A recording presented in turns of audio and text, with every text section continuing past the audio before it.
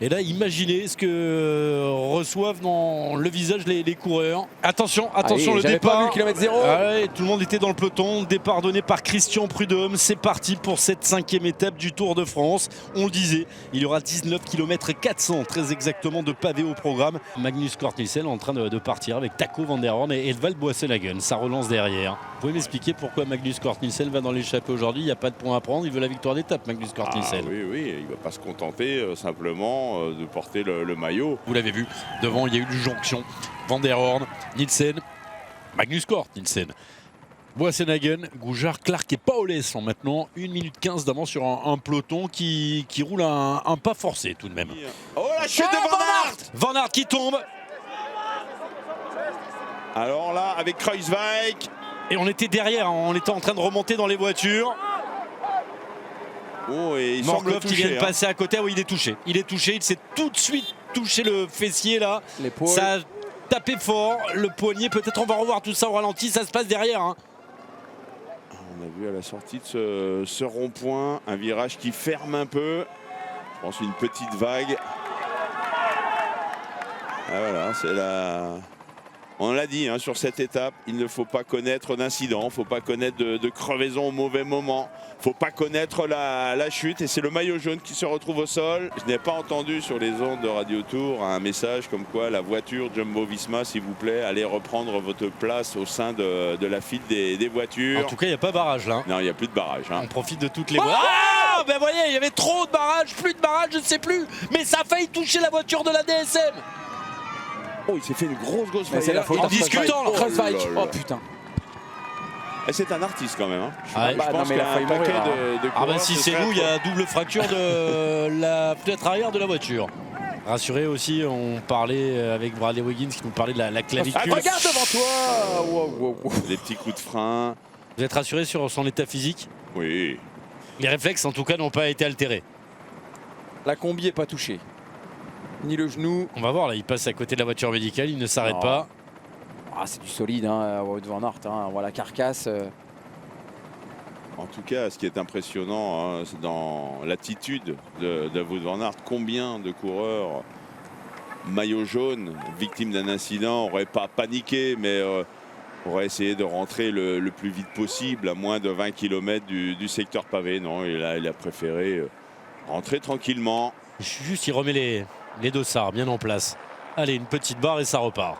Et c'est parti. Parti pour les 6 hommes de tête dans ce secteur numéro 11. Parce que comme d'habitude, on va aller à rebours. Le secteur Adrien Petit, long de 1400 mètres. Le peloton arrive dans 3 minutes 30. On a déjà repris presque 40 secondes. Et là, imaginez ce que reçoivent dans le visage les coureurs. Sénéchal dans le groupe des battus. Avec Peter Sagan que l'on voit là-bas. Et là il y a un problème pour un des leaders du Tour de France là, avec un changement de vélo. Illico Presto, c'est Vingegaard qui a changé de monture. C'est qui lui a donné son vélo là? J'ai pas eu le temps de voir.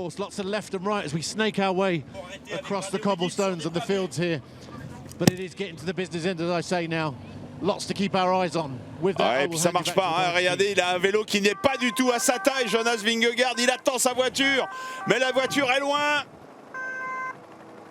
Ah, et puis là, il va même pas pouvoir se mettre assis. Il va même pas pouvoir se mettre assis. Ouais. Et là, il va tout faire en danseuse, et on ne peut pas faire 36 km en danseuse pour Vingegaard. Regardez, il peut pas s'asseoir, évidemment. Et oui, et pendant ce temps-là, eh bien devant, les équipiers de Vlasov font le forcing. Gros coup dur pour la formation de Jumbo-Visma.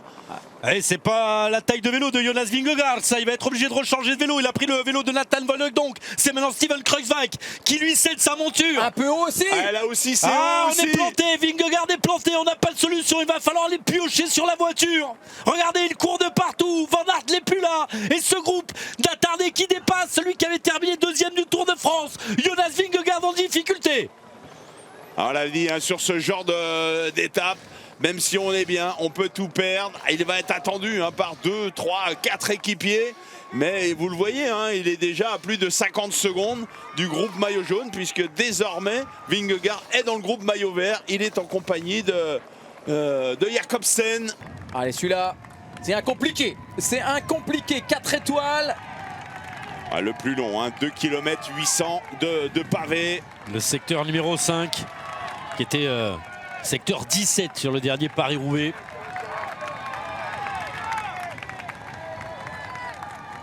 Évidemment, là, il faut être bien sur le milieu. On le voit, hein, le pavé qui est pas très propre, avec des trous assez irréguliers. Chute de Caleb Ewan derrière, Oh, grande chute dans le groupe de tête. Roglic est tombé apparemment. Geraint Thomas est tombé aussi. Oh là Pogačar là. s'en sort, on voit tout ça au ralenti. Ah, ça tombe devant, Ewan il était devant. Ouh. C'est qu'une 4. Ah oui, Sorti c'est là, Caleb ouais. Ewan qui prend la botte de paille qui était sortie du trottoir. Je sais pas ce qu'elle faisait là, hein, cette botte de paille. Kung la touche, hein, et c'est pour ça elle dévie légèrement. Et Kuhn regarde la moto, j'ai l'impression devant. Il y en a de partout là, ça s'affole. Oh, Caleb Ewan qui ne Ewan au repart sol. pas. À la gouge. Alexis Goujard distancé du groupe à l'avant. Et la grosse accélération de Jasper Stuyven qui part avec Tadej Pogačar dans sa roue. Il fait comme il a envie, Tadej Pogačar. Il slalom, il se replace, il accélère. Et un petit écart qui s'est fait. Jasper Stuyven y va pour la victoire d'étape. Pogačar va relayer. On veut rentrer maintenant sur le groupe de tête. Ils ne sont plus que 4. 18 km 400 et 2 secteurs et demi encore. Oh, la derrière, chute. c'est qui, La grande l'auto. chute derrière avec encore Vermeersch. Vermeersch peut-être. Ça passe Semble-t-il. pour David Gonu qui était dans la roue de Stefan Kung. Ouais, il est sorti un peu fort. On va le voir. Vermeersch. Oh oui, Vermeersch. Oh là là là, c'est bien Vermeersch hein, qui se retrouve au sol là. Ces 5-là bien partis pour aller se disputer la victoire aujourd'hui. Oui, parce qu'on a vu hein, Pogačar et Stuyven revenir à 38 secondes. Et là, on bute à 2. On l'a dit, il y avait des machines hein, à broyer. Même si certains ne sont pas très à l'aise sur les pavés, comme Nelson Paoles, comme Simon Clark, ils étaient bien accompagnés avec des roublards comme Van der Horn, comme Edvald Boasson-Hagen. Magnus Cort Nielsen en difficulté. Allez, Magnus. Allez, c'est fini là-bas. On a déjà passé hein, sous le pont. Il n'a pas vu Nielsen? Ah, lui, il pense qu'au maillot. Ah oui, mais il était en train de lâcher son équipier. On va commencer à se regarder. Ne vous regardez pas. Là, du côté d'Edvald Boasson-Hagen, hein, on va jouer la victoire d'étape. Il y avait 40 secondes, il n'y en a plus que 30 entre le groupe Pogačar et le groupe Van Aert. Ah, évidemment, sur le papier, hein, alors peut-être le plus capé, c'est Edvald Boasson-Hagen. Simon Clark, attention, il a une belle pointe de vitesse. Ah, Edvald nous a Paoles. montré de belles choses hein, récemment, notamment sur le Dauphiné.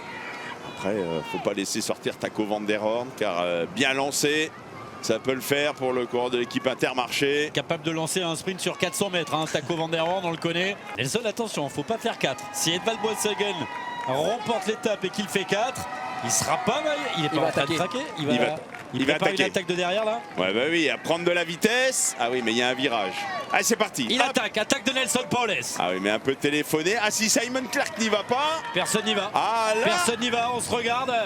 Ah bah alors là. Ah bah Et là, bien on est joué. en train de se faire ah bah c'est avoir. fini. Ah bah. Ah bah c'est fini. On est en train de se faire avoir. Coup double peut-être pour l'Iroquois. Nelson Paoles, celui qu'on n'attendait pas. Le plus grimpeur d'entre tous qui va aller chercher peut-être la victoire dans l'étape des pavés. Et aller chercher aussi le maillot jaune. Cette équipe IF qui avait tout mal commencé. On se souvient de la double chute de Stefan Bissegger sur le chrono. On se souvient des chutes de Ruben Guerrero et autres. Mais attention, Edvald Boasson-Hagen est en train de revenir avec Simon Clark. Taco Van der Horn attend encore 600 Il va mètres. gagner. Oh, le retour d'Edvald Boasson-Hagen. Le Il va retour le manger, d'Edvald. il va le manger, il va le manger Edvald. Il revient Regarde sur Taco. Nelson Paoles. Taco. Et Taco, il attend. 400 Taco, il mètres attend son encore. heure. Paoles va se faire avoir. Paoles va terminer 4e. Si Edvald Boasson-Hagen s'impose, il prend le maillot jaune. Taco Van der Horn, il n'a pas donné un coup de pédale. Et c'est maintenant qu'il va lancer son sprint. Edvald Boasson-Hagen a déjà fait un bel effort. Il va gagner. Taco Van der Horn en tête devant Simon Clark. Ça coince pour Edvald Boasson-Hagen. Et Taco, il va tout droit. Taco Van der Horn, l'homme des échappés. Clark essaye de déborder. Ça va se jouer au coude à Taco. coude. La victoire pour... On sait pas. On sait pas. Ils se regardent tous les deux. Personne ne sait. Ce sera pour Simon Clark ou pour Taco Van der Horn. Alors que le combatif du jour va couper la ligne. Apparemment, la victoire pour Simon Clark. C'est le nom qui est en train de sortir chez le chronométreur officiel. Jasper Stuyven et Tadej Pogačar vont couper la ligne maintenant. Et Jackie va déclencher le célèbre chrono à Jackie. Ouais, allez, il y aura une bonne vingtaine, entre 20 et 30 secondes, je pense, sur la ligne entre Tadej Pogačar et Jonas Vingegaard. Au bout, hein. Bon, il y aura même moins que ça. Hein. Ouais, les voici déjà avec John de Gelcom, avec Jasper Philipsen, avec Jacobsen qui lance le sprint. Philipsen est en tête. Attention, il ne va pas lever les bras aujourd'hui. Jasper Philipsen, il sait que ça s'est joué devant. 13 secondes de reprise. Victoire pour Simon Clark en larmes, le maillot jaune pour Nelson Poles, la bonne opération pour Tadej Pogačar derrière. Statu quo, sauf pour Primož Roglič.